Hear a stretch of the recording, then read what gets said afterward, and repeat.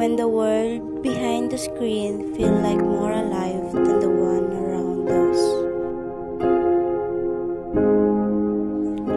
The more we immerse ourselves in the digital world, the more we disconnect from the real one. We don't see the moment slipping away until it's too late. Anak, okay ka lang ba?